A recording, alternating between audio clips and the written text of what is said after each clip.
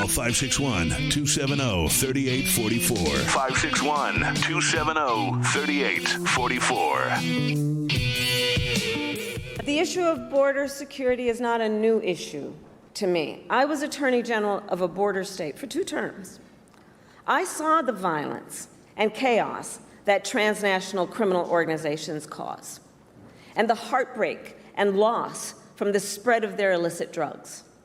I walked through tunnels that traffickers used to smuggle contraband into the United States. I've seen tunnels with walls as smooth as the walls of your living room, complete with lighting and air conditioning, making very clear that it is about an enterprise that is making a whole lot of money in the trafficking of guns, drugs, and human beings.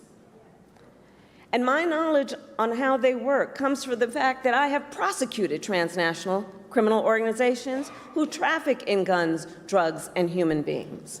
My team and I broke up a heroin trafficking ring in the Bay Area with ties to Mexican cartels. We took down a gang working with the Sinaloa cartel to traffic methamphetamine into the United States. We seized millions of dollars worth of cocaine from the Guadalajara cartel and broke up a drug trafficking operation, including pill mills and so-called recovery centers that were pushing opioids with deadly results. As Attorney General of California, it was 10 years ago that I brought a bipartisan group of American attorneys general and led that group to travel to Mexico City to meet with Mexican attorneys general to address this issue, and in particular, to increase intelligence sharing on gang activity, all of which allowed us to prosecute more human traffickers. And I started, as Attorney General, the first comprehensive report in the state of California analyzing transnational criminal organizations and the threats they pose to public safety and to the economy.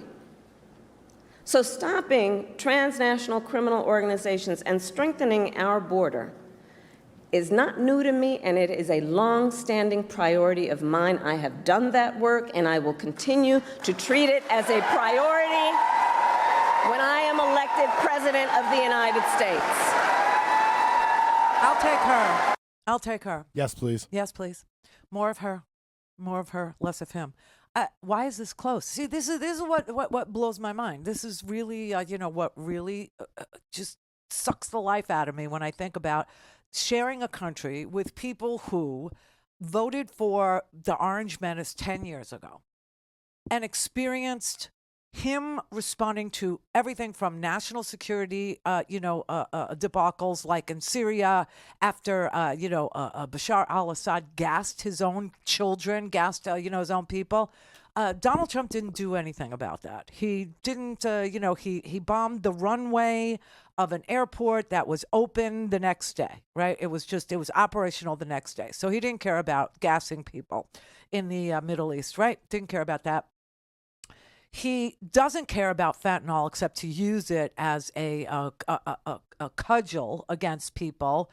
He doesn't believe in making rehabilitation or rehab centers or anything like that available to people who find themselves addicted, and some through no fault of their own, by being exposed to fentanyl, by accident. Okay. He doesn't believe in rehabilitation. He doesn't believe in, health care at all for anybody. So that's not a thing. He certainly doesn't care about the border because he said he was going to build a wall in Mexico, was going to pay for it. And so when people heard that, I could sort of kind of understand why they might have voted for him.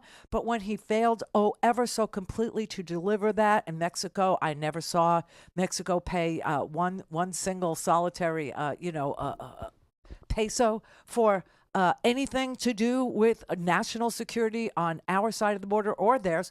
Never saw a nickel go into a wall building that they.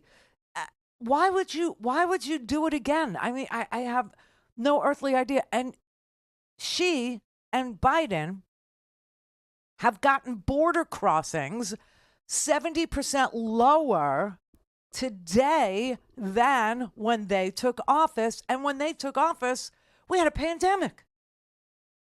So I would say success. I would say they know what they're doing. But, you know, people will just say, why didn't she do it when she was vice president? But she did.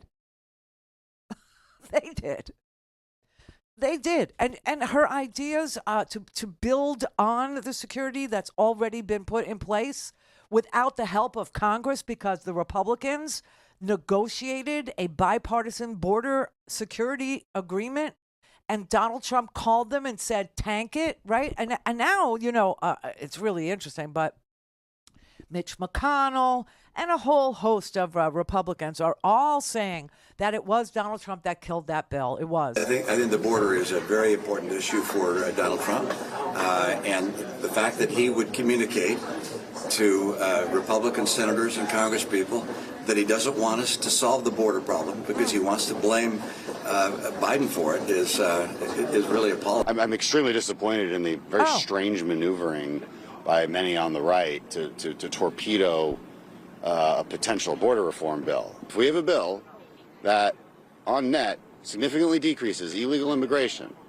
and we sabotage that, that is inconsistent with what we told our voters we would do. But it would be a pretty unacceptable dereliction of your duty. I had a popular commentator 4 weeks ago that I talked to that told me flat out, if you try to move a bill that solves the border crisis during this presidential year, I will do whatever I can to destroy you. But I would acknowledge President Trump failed, along with Republicans, Paul Ryan and the guys. They failed in 2018 to actually move a border security bill to tighten this so that we weren't dealing with this crisis right now. They failed to actually get the wall built. President Trump signed 12 continuing resolutions after he said he would never sign another one if they didn't give him the money to finish building the wall. Look, this stuff matters. It adds up. I call balls and strikes. This is not hard. The Speaker says that if one migrant comes across the border, that's one migrant too many, and your bill doesn't do enough to completely shut down the border. Actually, it does completely shut down the border in many ways. Yes, it does in many ways. And so he tanked it because he wants to be out on the campaign trail painting this dark, dark picture that requires the purge, that requires violence for the sake of violence. You know, he really does want to see us at each other's throats. He really does. I mean, privatizing the weather alert systems, what does that mean? That's part of it, too, where only the rich people get the warning because they can pay for the warning. And so what? We're going to have to watch what rich people do and then follow them? I don't know. I don't know what. And the same thing with this, this border crap. The same thing. I mean, he wants us to kill each other. You know, the poor people. We should go at it to get it out of our systems, apparently, and to kill the immigrants. What am I supposed to think he's proposing with that? Don't have time to listen to the live show? Want to hear more on your schedule? Go to RandiRhodes.com and buy a stinking podcast.